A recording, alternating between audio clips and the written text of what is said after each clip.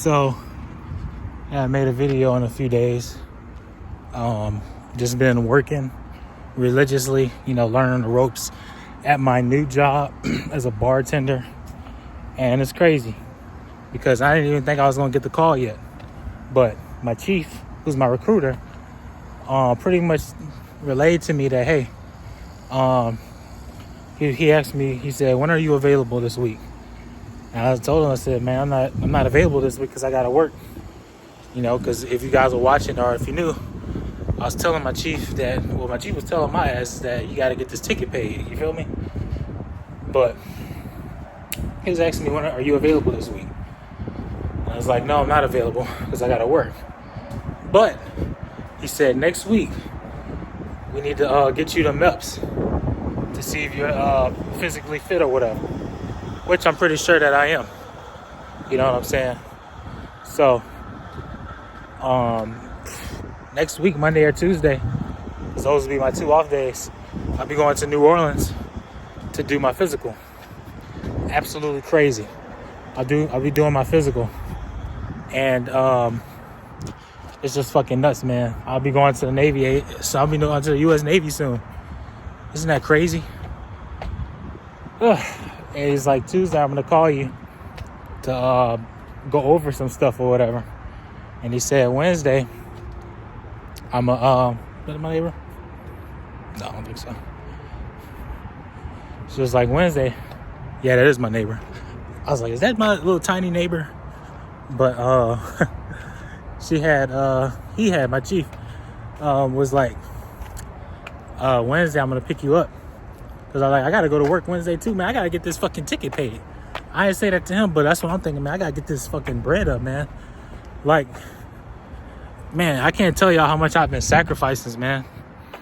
I had to walk on the fucking interstate. I had to walk like a 6-mile journey on the interstate. You know how fucking tense that was? Especially having to get on the bridge where there's like no support. The bridge is like, I don't know, like 40 feet up or something like that. No guardrails. Nigga, I had to do a full sprint. Man, my journey is absolutely insane. I remember I had to walk back home like 7 miles. It took me like 3 hours to get home. But I was like, man, I'm committed to this shit. I'm committed to winning. I'm committed to getting it. And, he was like, he'll pick me up Wednesday, do some paperwork, and he'll bring me to work because, I got criminal charges. So my chief, he has to get a waiver sent out. He said it was like a 90% chance. Because he was like, he said he talked to whoever he had to talk to. And I was like, what's the chance of it being good? Is it just depending on what somebody thinks? And he was like, yeah, but it's going to be a 90% chance that, you're good. Once he gets the waivers he needs for my 2 criminal charges. Because I got a sealed and I got a misdemeanor. But this was when I was a minor, 17. And some dumb shit when I was like 13 or 14. Not 13, like 14 or 15. But, yeah, man, my chief is really helping me, man. He ain't got to do all this shit either. Because I always think about when I tried to join the Army. And, I was in JROTC. I was like one of the, I guess like a battalion. I was like a battalion commander or whatever. Whatever shit they got in high school when I was a senior. I was like a commander of battalion. And, I had got my record. And I was like, man, I need to do something with my life. So at 18... after I graduated, I went to the U.S. Army recruiting office. I caught a bus. I'm in Baton Rouge, so I caught a bus. I caught like I went on like a 9-mile drive on a bus to the Army recruiter, trying to get in. And this took like 3 or 4 weeks. I had a high ASVAB score. I think I had like a 83. And, I was telling him my records. And he was pretty much like, I can't get in because of it. This was like 2018, 2 years before COVID. And I was dejected. I was mad. I was upset. I was angry. And what made me even more pissed is that he was trying to get me to help this guy with an ASVAB test who made a fucking 24. Or, no, he made like a 22 on an ASVAB. And he's trying to get me, somebody who's like got all the potential in the world to do greatness, to help a fucking loser. So I essentially blocked that motherfucker. He said, hey, I'll pay you like $20 if you can.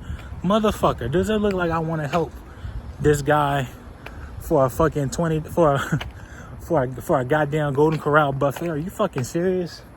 So I blocked that motherfucker. And I was just like, fuck the military.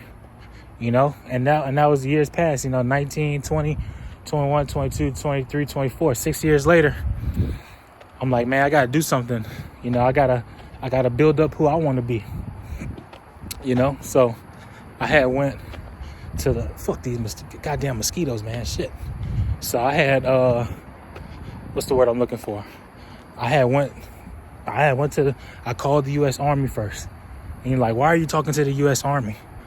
When they did that shit, or with the criminal charges you got.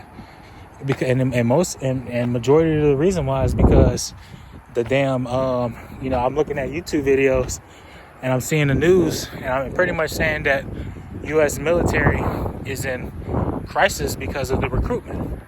So I'm like, man, they'll take me now. I know they will. Something's got to fucking happen. So, the U.S. Army, I called them, they didn't answer. I called the U.S. Navy, and a guy picked up, and then he gave me another guy's number, and I called that guy, and he said, hey, I'll hit you up tomorrow. This was like 3 or 4 weeks ago, so getting that done and stuff like that. And here we are now, man. And, I didn't tell my manager. I really like my manager, at this country club. I really, really like her. Not sexually. I think she's attractive, but she what's the word I'm looking for? She's a really good woman. She's like 26, 2 years older than me. She's a really good woman. And I didn't tell her about me having to leave for the military. But I feel really bad because I'm going to have to sit down and have that conversation with her, because she's pretty much counted on me to stay. But I can't, because I got to get this opportunity going, because I'll be a U.S. Navy sailor in pretty much a few months.